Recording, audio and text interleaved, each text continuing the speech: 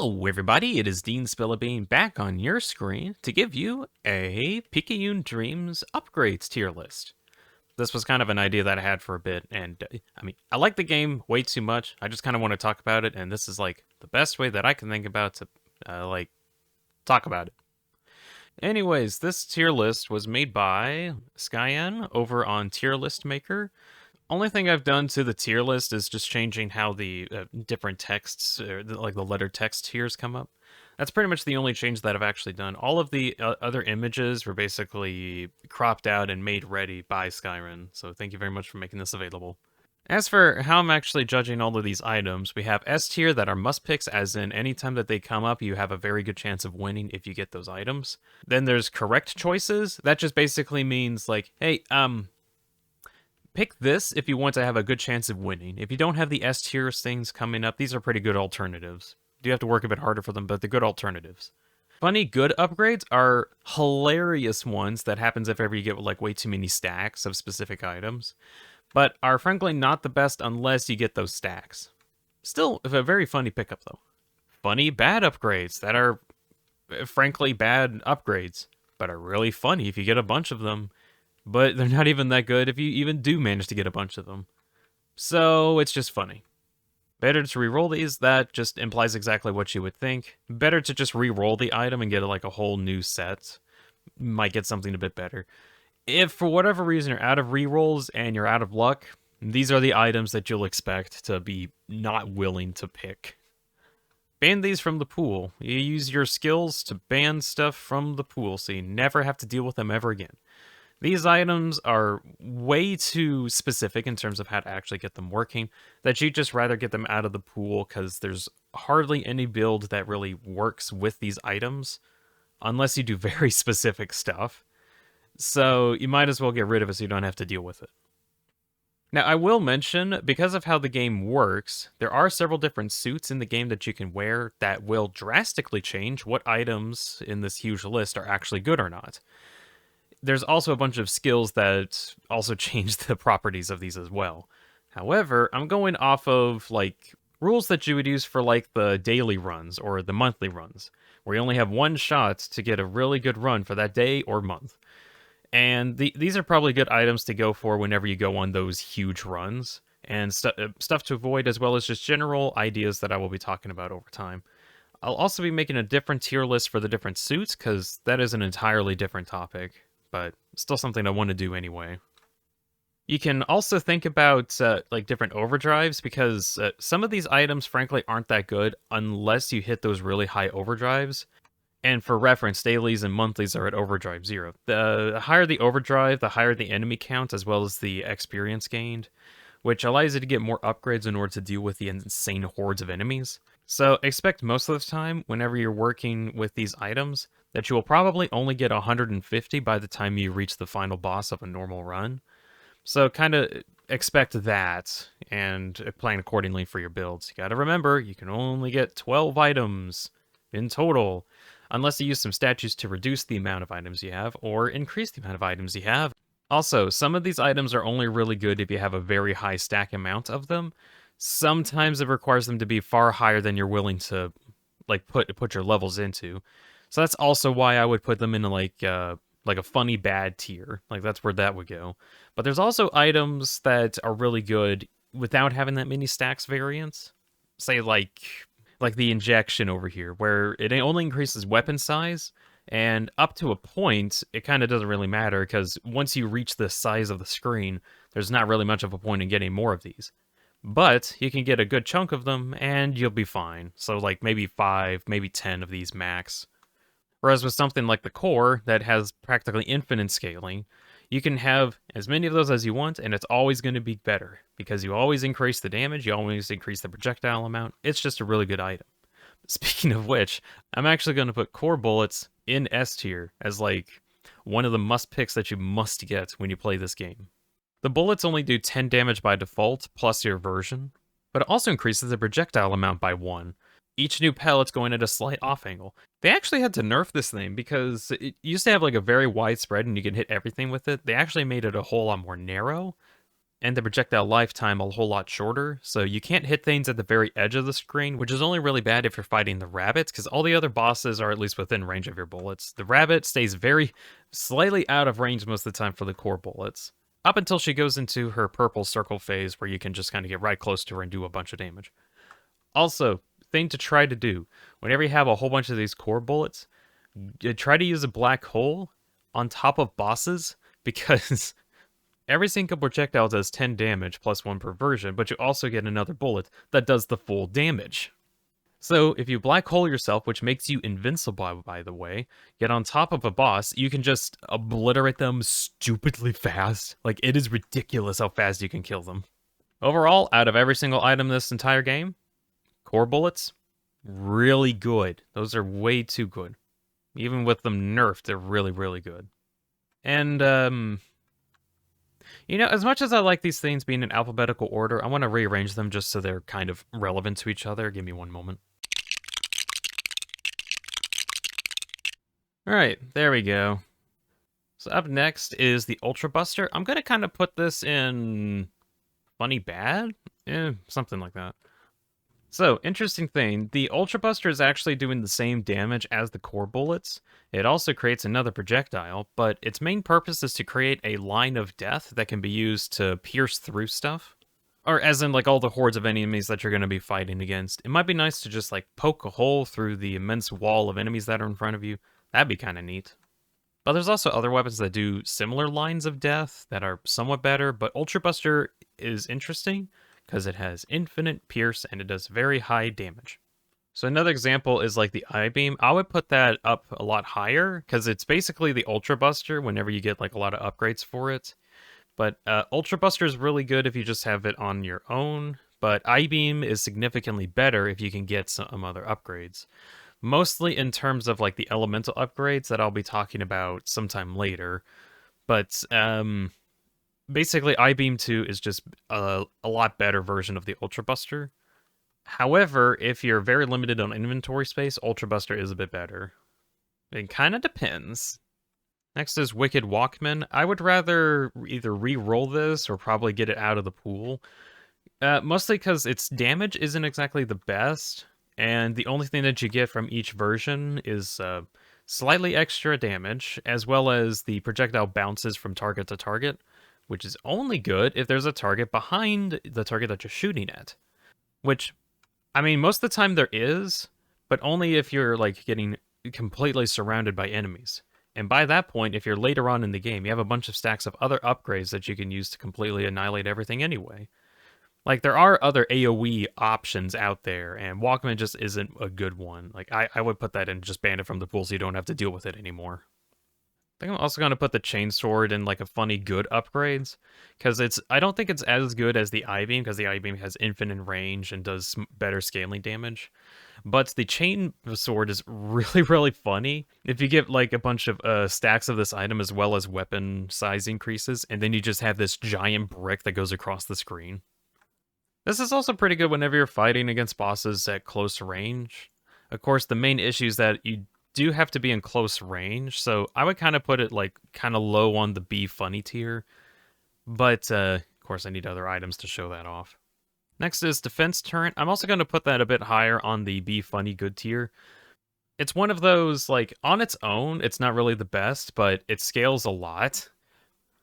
Especially when you got like 20 of these and you got like tons and tons of bullets flying everywhere. It's very, very funny. And I'm not sure of other people's opinions on this, but I kind of would actually put the conch kind of in the middle here for now.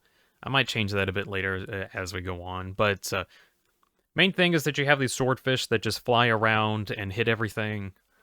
You get more swordfish, the more conches you have. You can also go for more weapon size increase to just hit everything in the sky. I think the conch is actually just a much better version of the Hydron Collider, and of which I'd actually just put that in the bottom of F tier. Because the object itself, I mean, you can hit everything with it. You can, especially when you get like extra weapon sizes. I just don't like the boing boing boing boing boing boing boing boing boing boing boing boing effects. When you can get the conches and it just doesn't make that many sounds. This is mostly as a sanity thing. Although, actually, probably a problem with the conch as well as the Hydron Collider that might actually put them down in the rankings a bit. It's not very good against bosses. Both of these aren't, because the bosses are in very specific locations. And how the conch and the Hydron Collider work is just they throw objects all over the screen in hopes that something gets hit. And you usually when you want to actually kill something, you want to hit it. And that's where some of the single target upgrades come in, as well as like elemental upgrades that I'll talk about later. There is, however, one use I will have for the conch, and this also goes for a use that goes with the defense turret, and that's with the corrupted tentacle. This thing actually is kind of bad. I really don't like this item. It only really works if you have actual objects for the corrupted tentacle to tether to, and then you can just make this giant web of damage that anything can get hit by. So technically it is like a passive damage output, but the problem with the item is that you need a lot of conch shells and defense turns for it to link onto, or you can link off of XP capsules that you just picked up. Why did you pick up the capsules? It's actually not good for the corrupted tentacle to do that. You fool. You shouldn't have played the game. The tentacle can be good. It's just in a lot of cases it's really not, and there's just better upgrades that you can get. It is really funny, though, when you have like a bunch of these tentacle lines all over the screen. You have this massive web of damage. It's good in that aspect, but if you want to rely on it as like an actual damage source, you need a lot to make it work. Next is Telecom. Also putting that on top of S tier, because this thing multiplies your damage like crazy. Your next attack that hits things will start repeatedly dealing half of its damage in like these big psionic bursts, which is super duper good if you have very high damage upgrades, such as something like Satellite or Demon Horns as an example. And then they'll do like half of their damage again and again and again and again and again. Of course, those are very specific options, but usually if you go for core bullets or high damage I-beam builds, chainsaw, the more damage you do, and that's what Telecom is for. Telecom does tons and tons of extra damage. It's a damage multiplier.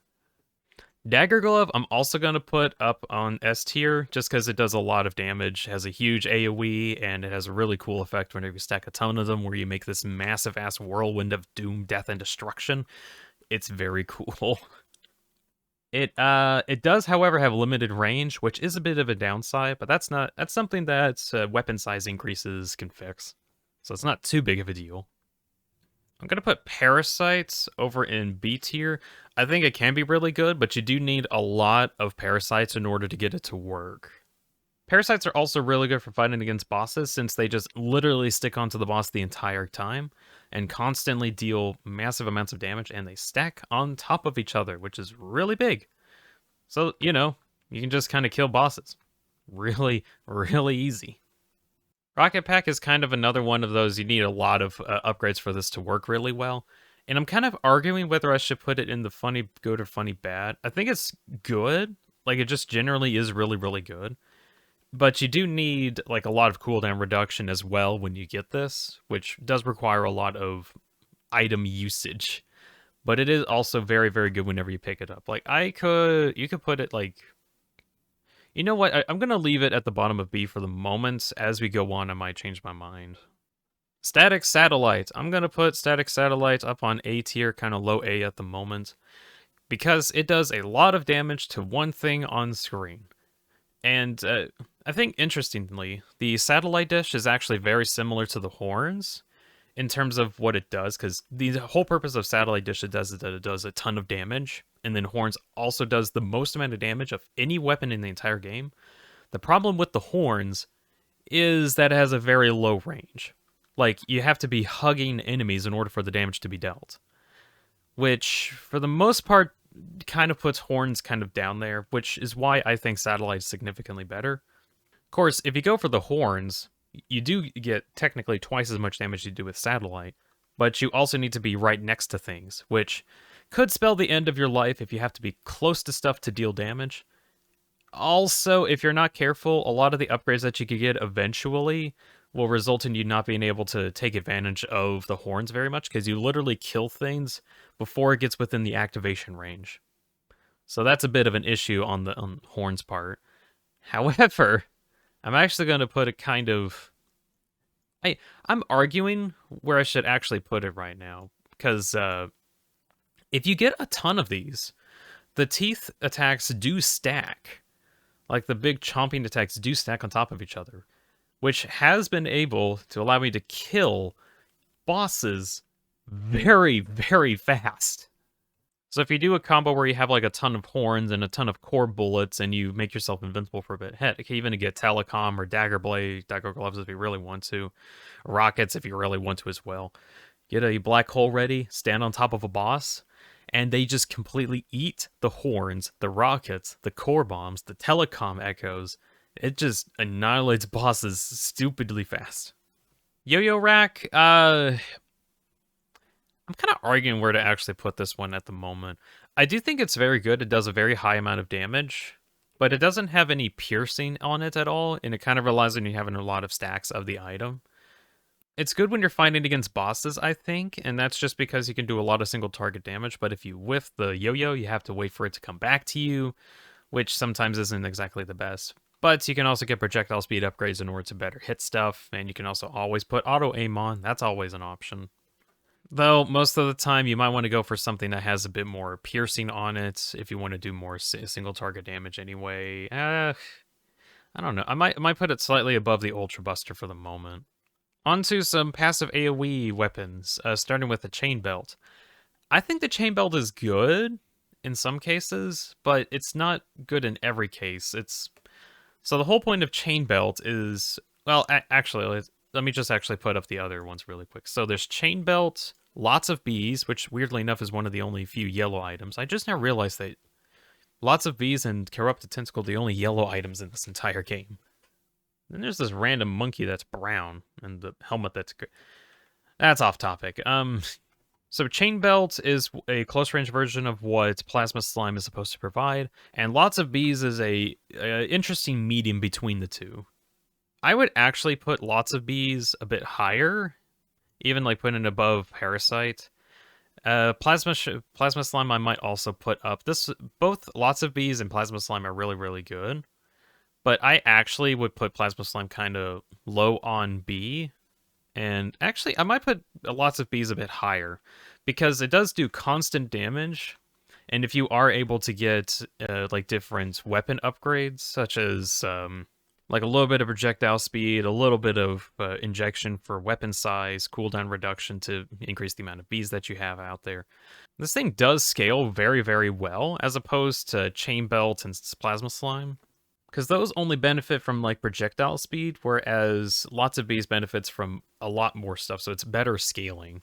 That, and you kind of need to combo Chain Belt and Plasma Slime if you want to use them effectively, because there is a blind spot within Plasma Slime that is covered by Chain Belt. But those two items are very good as like a defensive measure, especially when you get like some of the elemental upgrades, which I'll get to later. I'll come back on this topic in a bit. Next is the Soul Spear. It's good. I think it's okay. Like I'd probably put it in D. I think it's kind of actually it's kind of very similar to what Chain Belt and Plasma Slime provides in terms of like doing lots of damage in a huge area around you. But it's just inconsistent enough that it doesn't provide a lot of benefits. But it's still kind of good, which is why it's not like in F tier at the moment. I'd also put Ninja Gear kind of in the same department as Soul Spear. It's good, like it actually is good, but it's just inconsistent enough that it doesn't work very often. Of course, if you get like stat increases, weapon size, amps, projectile speed, and cooldown stuff, it's good. You just kind of need a lot of work to make it happen. Saw blades. Saw blades are really good. They kind of pierce a bit. They do a lot of damage. I'd actually put that kind of around... I'm not actually sure where to put this. Because I think it's better than some of these. I'll put it between Rocket Pack and Plasma Slime for now. You do get more saw blades per upgrade, which makes AoE damage a whole lot easier. The slight issue is that it is very affected by cooldown reduction, so you do need to get that item, as in like getting the Digi-Watch at some point, which I will get to soon. Pop-up firewall is, I feel, kind of too situational to work. It has like similar problems with the other items, where it only really hits stuff on like the very edges of your screen, which might be good in some cases, especially in like the later parts of the game. You can hit stuff before they even get close enough to attack you. You could say it's the ultimate variation of the plasma slime, soul spear, chain belts, stuff where there's still blind spots where it's like at the edge of the screen, and this one fills out that edge of the screen blind spot. But most of the time, it's not very effective anyway. Very good if you have stat upgrades, though. Psycho Helmet. This thing's kind of interesting, but not really one that you would rely too much on. There have been a lot of buffs to it in the past, but I don't think it should be something that's that people would build around. Well, actually, I might put that in like kind of around like right below the conch, maybe.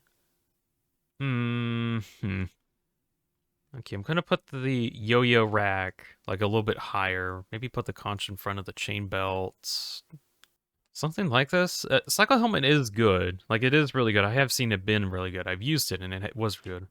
It is kind of another one of those, you need some other stat upgrades to make it significantly better, increasing the AoE of it, stuff. But, oh well. Next is Reaper Scythe. I'd actually put that kind of in high D tier. I think this thing is very, very good, but it heavily, heavily requires you to build into cooldown reduction. Because it has like a cooldown of 5 seconds before it hits the entire screen with a high damage instance and stuns everything. Problem, though, it doesn't scale very well. It does do a very high amount of damage at the start, but it doesn't scale the best, is the problem with it. However, if you are able to get like a very large amount of cooldown reduction for the Scythe, you can just completely stun lock the entire screen, which is really, really good. But of course, really need to build for it. It's not even that funny, it's just kind of like, it's just kind of there, I think. Demon Wings. I'm gonna kind of put it in the same department as D. It's good if you can build for it, but the problem with it is that it attacks stuff that's technically behind you, not really what's in front of you, which a lot of the cases you might want to be attacking stuff that's in front of you, not behind you. You know, that'd be a preferable thing, you know. Although, it is very good whenever you're trying to run away from enemies a whole lot, because it leaves a trail of damage behind you. So, in those aspects, it is very good, especially when you're fighting against huge hordes of enemies. So you can keep running away and keep collecting experience by, like, wrapping around and eventually going back to where you've been fighting. It's not exactly the best thing, but it's not the worst either. It's still nice to have it available as an option. Angel Wings. I'm going to put that kind of above the lots of bees in A tier. This is a really, really good item because it knocks back enemies that get way too close to you. Like, I'd actually probably put this on top of A tier just because it allows you to actually survive a lot of encounters that you would have died to. Like, yeah, getting a bunch of Angel Wings is the reason why I got my flawless run, because I just kept knocking everything back, which is really, really nice. The Halo, you know, there was a version of the game where I would actually put that in S tier because it used to reduce all damage by 90% per charge, which was really, really good. And then they made a change to where it only is affected by collisions and not affected by bullets, which then kind of put it in A tier. And then they changed it again where it instead is like, okay, 50% reduction now whenever you take damage. So you take half damage from everything per charge. But the problem is that that actually kind of makes it a lot worse now. Not exactly preferable. It does increase your HP, technically, which is also where, like the Ivy Bag would come in, but it technically only... Okay, so thinking about it, Halo, you get basically 5 extra HP that regenerates every 60 seconds. Whereas with IV Bag, you get a permanent 5 max health, as well as, like, Overheal as an option. But most of the time, if you want to actually survive, you would go for a bunch of IV bags. Speaking of, where would I actually put IV bags? I probably, like, around the funny good area. It kind of depends, I think, because, well, you do need to have a whole bunch of health capsules to encounter, because how a health bag works, it does give you 5% extra max health, which allows you to tank 1 extra hit. However, because everything deals only 10 damage, you have to get 2 IV bags before you can benefit from your 3rd IV bag. But of course, there is Overheal, which is really, really good, where it basically gives you a bunch of extra HP whenever you get a health item that decays over time. And the more IV bags you get, the longer it takes for that health to decay, which effectively can get you like hundreds and hundreds and hundreds and hundreds and hundreds of health, allowing you to survive stuff that you realistically should not be able to. You can have thousands of HP, allowing you to survive anything. IV bag is very, very good. You need a lot of it, though. It is very funny. Halo, on the other hand, is only that 50% health amp, which that's kind of it. So if you want to make your 1000 HP 2000 HP, that's an option. But actually, you know what? I'm kind of miss when Halo was kind of up here, but then they kind of nerfed it enough to where I just don't think getting it is good. Even banning it might be an option, but I still want it to be an option to come up. Kind of depends, though. Midas Hand. I'm actually going to put this... I'm going to put this actually in low B tier, because it is one of those funny, good upgrades. Because it allows you to kind of build for a very different playstyle that I'll only talk about when I get into the elemental upgrades. Basically, the idea is, whenever you get one of these elemental upgrades, every time you deal an instance of damage, you have a very small chance to deal one of these status effects. This also applies for the Hand of Midas. This also applies for Reaper's Scythe, if you want to go that far into the build. Although, usually you would probably go for Hand of Midas. You might also need like a Parallax Crown in order to make this work a whole lot better, but there's like some skills and suit combos that you can do to make my Hand of Midas just significantly better off the bat. So if you can build for it, really good, hit everything with status effects build. Otherwise, probably not the best. Heck, most of the time the crown itself isn't the best kind of item to get. Like, you would still like for it as an option, heck, even... like, probably even putting it in, like, low F, or, like, high F tier, where you would like for it to be an option, but most of the time, if you're not building for it, it's just not the best idea. Whereas, if you want to go try to use the Midas Hands in combo with the other status effects... Also, I'm going to put Electric Eel S tier, because it can freeze bosses. Like, it freezes Iju, it freezes Matt, it freezes Harley. It doesn't freeze Alexis or Picayune, which is kind of unfortunate. But it does do a lot of damage, which is kind of nice. And it doesn't work on the corrupted bosses when you get into, like, the late game. But the potential to be able to stun not just the bosses, but just the entire screen as well, really good. Though, of course, in order to get Hand of Midas to actually work with that kind of aspect, you do need the other status effects, mainly Electric Eel, in order to get this working. And you also need the Parallax Crown, which really people don't really go anyway. Although you can still build for stuff. Oh, wait a second, I almost forgot. Fish Stocks. Hecking Fish Stocks. It has a very good chance for you to have your XP range increased. Oh yeah, how does Midas Hand work? Basically, it hits everything within your XP radius, and it's affected by cooldown reduction, and the damage increases per stack. So that's kind of okay, but honestly, you just need the 1 damage. There is also the 1 skill that kind of does this effect anyway, but it's just as a skill. That is also on an offset to Hand of Midas and Reaper Scythe, so you can actually stagger status effects potentially. Main suit that you would use this kind of a build for is Absorb, which greatly increases your XP radius, and you can also go for Fish Stocks if you really want to.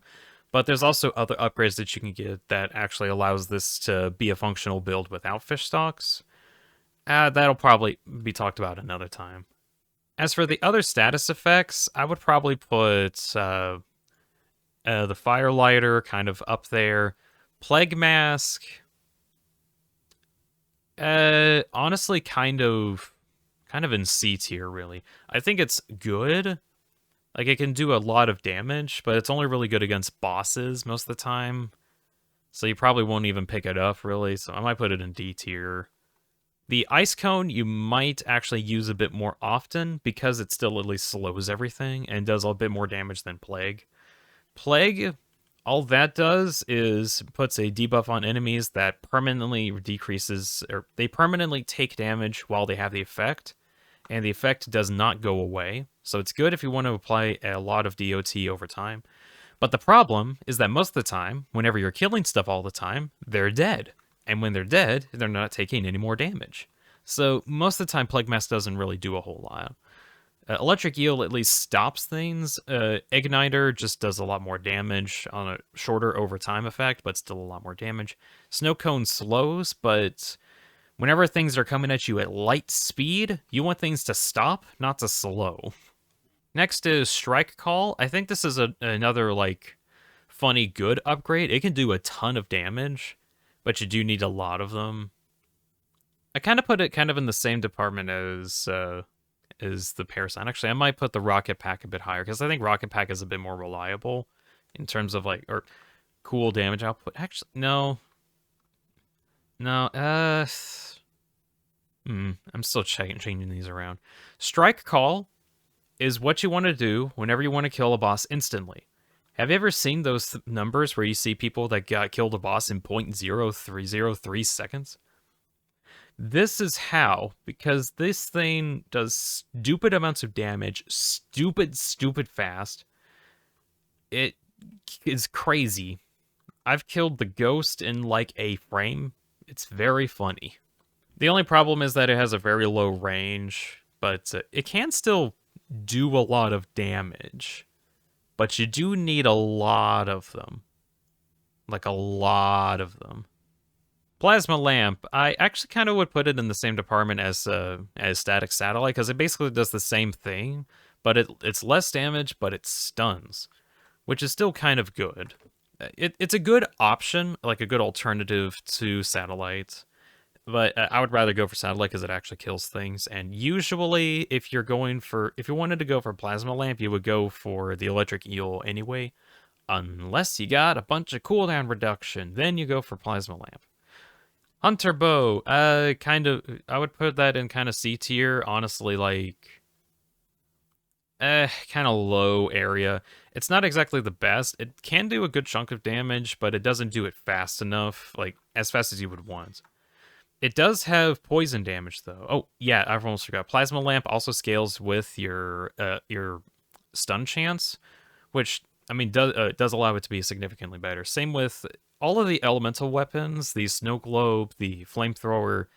They do have scaling damage based on your elemental chance, which does make them better, but you do need a lot of upgrades specifically towards the elemental effects to make it functional. So not usually would you get that much of a combo unless you're building for it. That's the main caveat, unless you're building for it. Snow Globe, I would kind of put it in D tier. It's not really the best in terms of some of the AoE options. You kind of need cooldown reduction in order for that to work, as well as AoE size increases. So you need a lot for it to work, and it's not even that good of a damage. And it basically applies Snow Glow, Snow Cone, and AoE. That's kind of the whole point of it. Flamethrower, I'm going to put that up kind of in A tier, actually kind of near I2.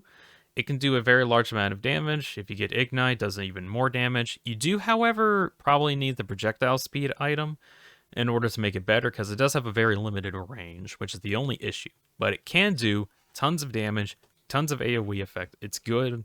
It's a good item. Element Crystal. I would ban this from the pool. Like, I would put that, like, it's probably one of the worst upgrades you can get.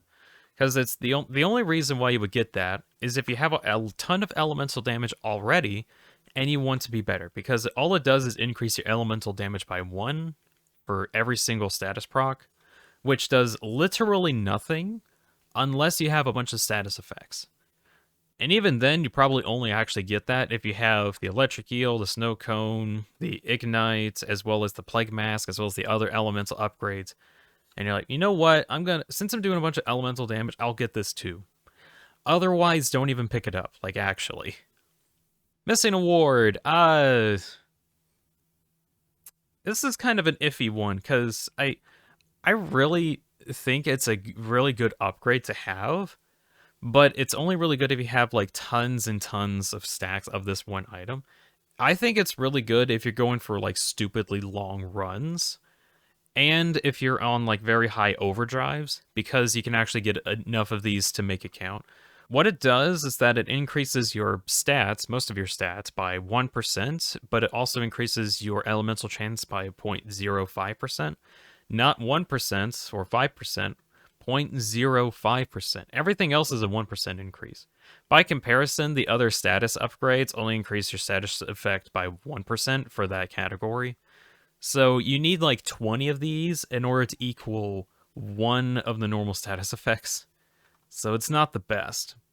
But if you want to have a whole bunch of weapons and you don't have room for all the other buffs, and you have like a very high overdrive or a very, very good ability to get a bunch of upgrades, Missing a War kind of works out.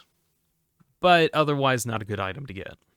Overdrive engine. I'm going to put that in A tier. It's a really good upgrade. You don't need too many of these, but this will help you out in your boss fights because you can actually maneuver around the bullets a whole lot easier. You can outmaneuver, say, the biker, the demon, all those bullets, a bunch of the Picayune attacks, as well as just when you're fighting against hordes, being able to redirect where you're at any point in time. Very good, but don't get too many of these because you can go too fast and then you just can't control your speed very well. Don't get too many of these. They're very, very good, though. Energized battery, not good. Like, I'd probably put it in D tier most of the time. The only time that you would ever get projectile speed at all, actually, I probably might bump it up into C tier a little bit. The only time that you would ever get this at all is if you have a build specifically for it. Say, like, you need your conch fish to be faster. That's what you would do for it.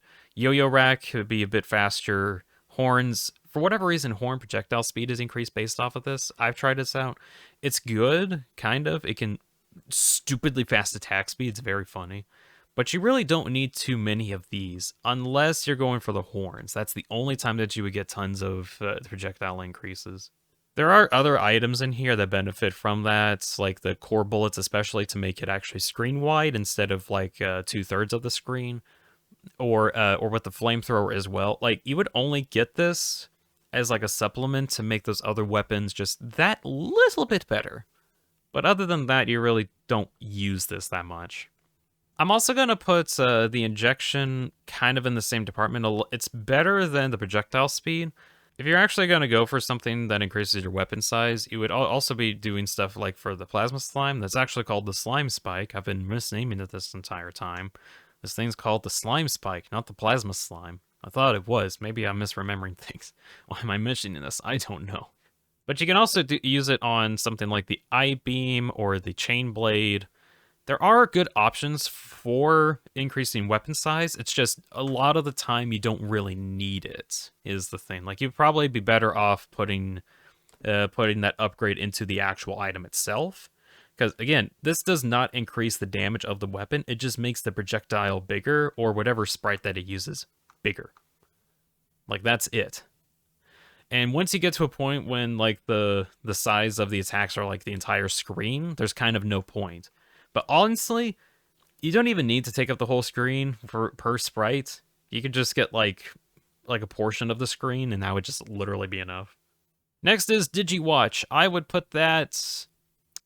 I want to put that in S tier, but I think that's only really good if you have like upgrades for it, but it's still like a generally good item to get. Because so many weapons in this are actually bound by cooldown reduction.